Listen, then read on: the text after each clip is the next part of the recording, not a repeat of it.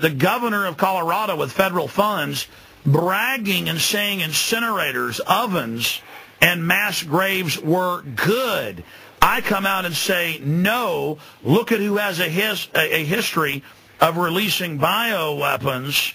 It's probably going to be the government. They've done this over and over again in chemical, biological, radiological testing on the American, British people, and others. And then they had a forced inoculation program where they were training the police for forced inoculations.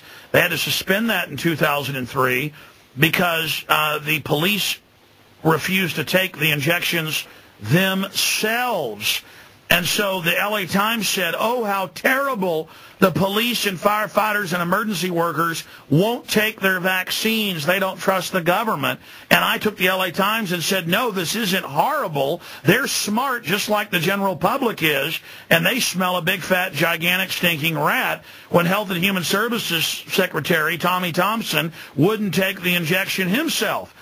So I take their news saying, oh, isn't it great? We're going to ban your rifles in America. And I go, no, this article's not good. And this isn't great. So to say, oh, Alex, look at you using mainstream media. I thought they were lying. That's an oversimplification of what I'm saying and what I'm doing. And the establishment's worried because people are waking up across the board. And even CNN and everybody else are having to admit world government is being set up. Okay, let's stay there, Stephen. Let's bring in James, who's in Ireland. James, hello, sir.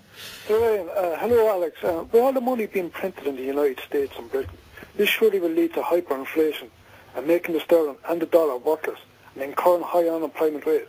This could lead to mass protests on the streets and political instability and the imposition of martial law. Yes. And the emergency internment, that is imprisonment without trial, of what the governments in both respective countries consider political dissidents.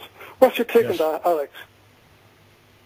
Well, the IMF and World Bank brag in documents released by the BBC in early 2002 that they like destroying the economy. That's only phase one. Then when riots break out, when folks are starving, they then get to crack down even more. That destroys confidence even further. Then the IMF and World Bank can come in as the saviors, loaning people their own money back at interest, at 30% interest. So absolutely, what you're saying is true, but we're not going to have hyperinflation too bad until about a year and a half, the next 18 months. I was thinking that. You could be talking about 2-3 years maybe down the line, yeah. Well, let me tell folks why. This is monetary inflation at the highest levels. They're already issuing the new global currency.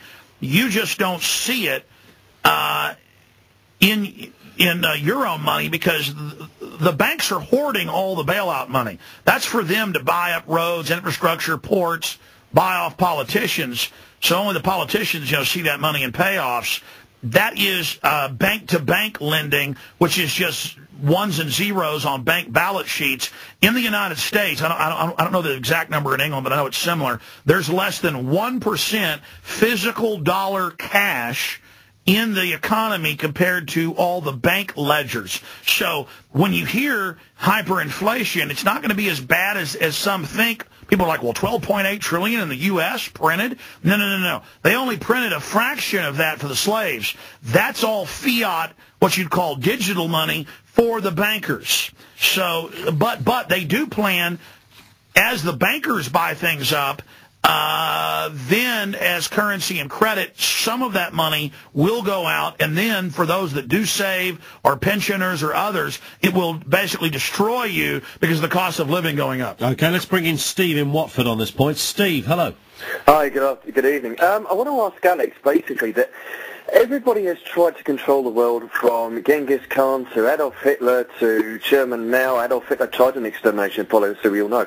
But nobody has ever made it work. So how does Alex think this occasion that the governments are going to be so successful? That's not true. How do you mean? Okay, well, in between France, Spain, the Dutch, and the UK, they perfected empires by stealth.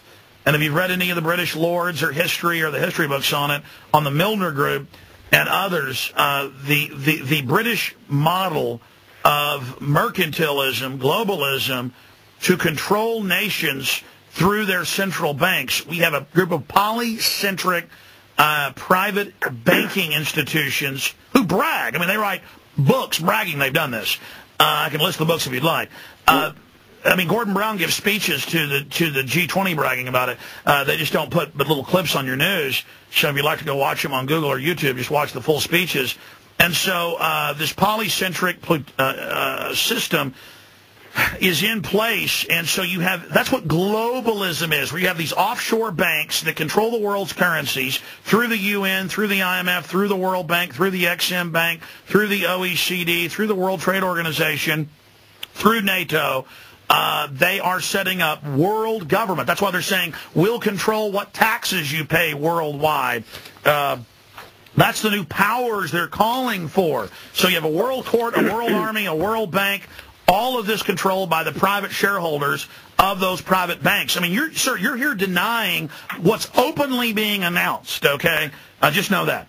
Well, I'm not intelligent enough to deny anything, because I'm not intelligent enough to fully understand it. But all I can say to you is, if we had globalization already in place, why do we have so many different languages? Why do we have so many different religions? Why do we still have so many different cultures? I mean, the British Empire supposedly ruled half the world. We actually didn't. We did a large amount of it through local corporations, not necessarily through banking and finance. Yeah, the British East India Company fronts the business model. That's what I was just telling you. The Boxer Rebellion, getting countries addicted to drugs, well, so you corrupt their police. How is that then that the British Empire basically failed? Why do we not control India any further?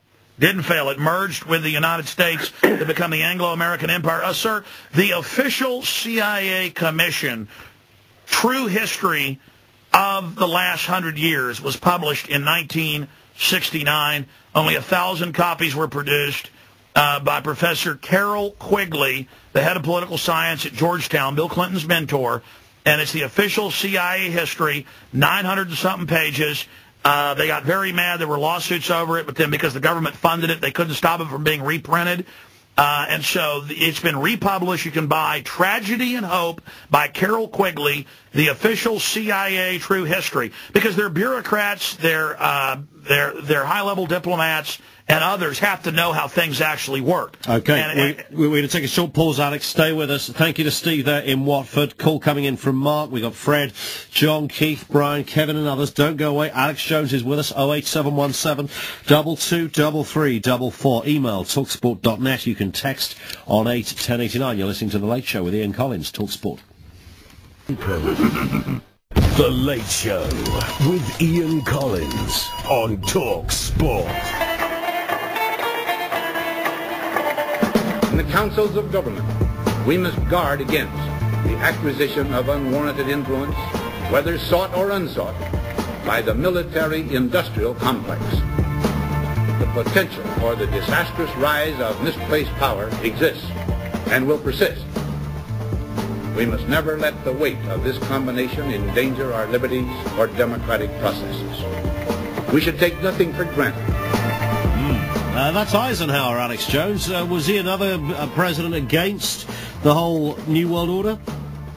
Well, no, he had been, basically for U.S. British power, but then he found out that there was a plan to fully take over the United States, and his generals came to him right before he left office, and they said, we want to stage terror attacks inside the United States to really take people's rights, and he said no. They then proposed it to Kennedy, and he didn't just say no. He said, you're fired. That's declassified Operation Northwoods, plans to commit sniper attacks, how to frame patsies, hijack jets by remote control, fly them into things, how to carry out bombings all over the U.S., and they did later, of course, carry that out with the USS Liberty and other operations in the Gulf of Tonkin. LBJ was more than happy to do that. But just finishing up that last guy's question, sir, everything I'm telling you is on record. It is not my opinion. It's just stuff you never learned or never knew. And I'm not arrogantly here telling you you're stupid. I'm just telling you need to get informed. Yeah, but is it your spin, though, Alex? Maybe the context that you add is perhaps what changes the fabric of the story. No, I mean, listen, if you read the globalist documents, most of them public, they were never even classified. Okay. So they don't need to be declassified. They openly explain how this is a group of private banks using a global system of rules and regulations and control of nations' currencies.